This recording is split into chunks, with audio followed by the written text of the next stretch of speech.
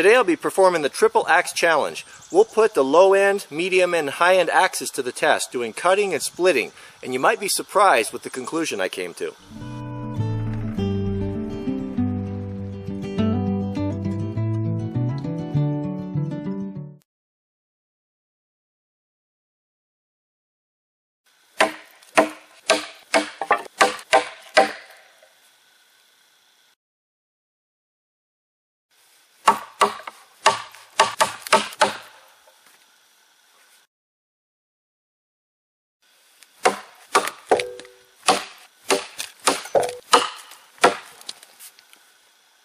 So first off, let's look at the Estwing here. As you can see, 7 strokes there. We're not a lot of great penetration. Didn't chip the wood out very good, and actually just didn't cut very good at all. I swung this hard. It's a 26 inch, I believe. It's the longest of all the axes. So this one here should have had a lot of leverage, but not a lot of follow through. And you would have to work very hard, much harder, to get through this log with the Estwing.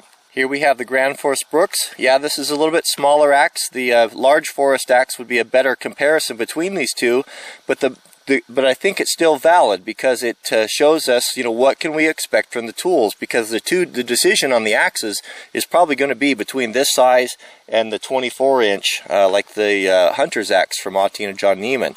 But you can see here, very good cutter, nice clean cuts, good chips, good chunks, definitely a usable tool. It wouldn't take that long to get through this log with the small forest axe. Now this is what I was talking about yesterday. Look at that. Look at the cleanness of the cuts and the chips. That's all with the 7 strokes. It's almost through there. 2 more hits and I'd have that thing in half. But just look at the cutting ability. And I think it's a combination of just the perfect edge, the angle of the blade to remove those chips. They just chunk out. But I mean, just look at the comparison between these cuts.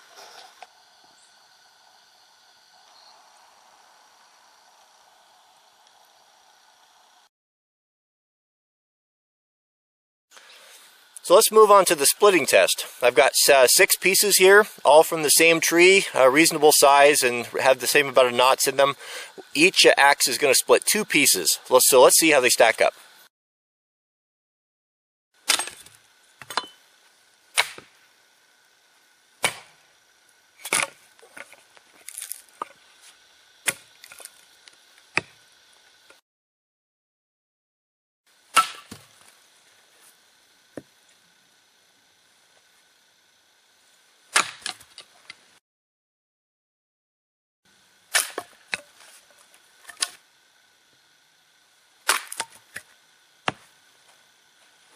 So what's my conclusion on the splitting abilities of these? Well, the worst was this one. That surprised me. I thought with that big wedge on there that would be the best splitter. What I have found is that the cutting edge is too long. You have to cut through too much before you reach that wedge, and you start to slow down, and by the time you get wide on there, you no longer have enough momentum to go in. And I also noticed that this one had a tendency to want to glance. I glanced on several pieces there. I retried a couple of them, and I felt like I didn't have very good control over it. This isn't super scientific, but that's just my opinion. I do this a lot, so I'm used to things working a certain way. I didn't trust it. I don't know. It didn't seem to be great. The Gransfors Bruks just didn't have enough weight. It didn't carry quite as well, and it also had a tendency to want to glance and to flake off. But it was a superior splitter to the Estwing. As you can see there, the cutting edge is not near so. Look how long that is. That's too long. Too long for splitting. Maybe okay for cutting, but not so good.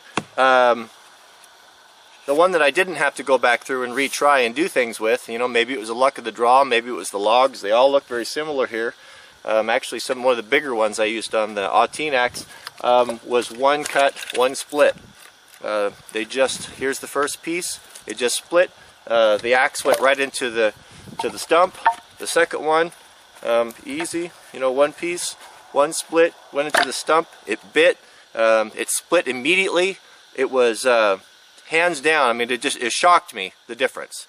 It just shocked me, the difference. So I think what we have here is a good combination, almost just an ideal combination of good cutting, as you saw back there, and good splitting. So for a second splitting test, I got some bigger pieces here. These are all cut out of the same tree. There's no knots in them, Doug fir, and we'll see how the 3-axis stack up.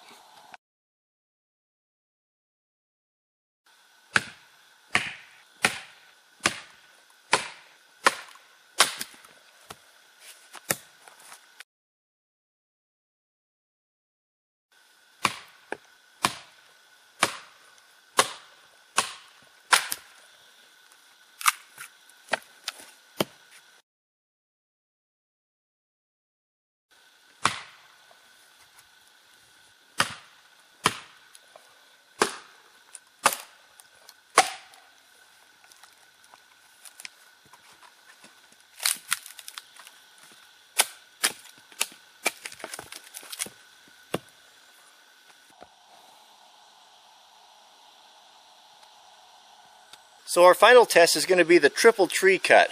I'm going to do 3 cuts, 2 up and 1 under notch, and we'll see how they perform.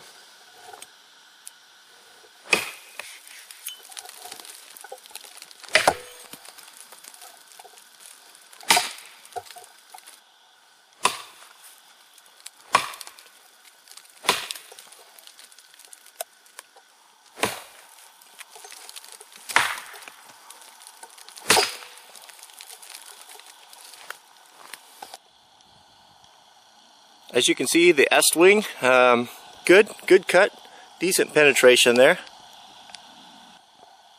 Here you have the Gransfors Bruks small forest axe.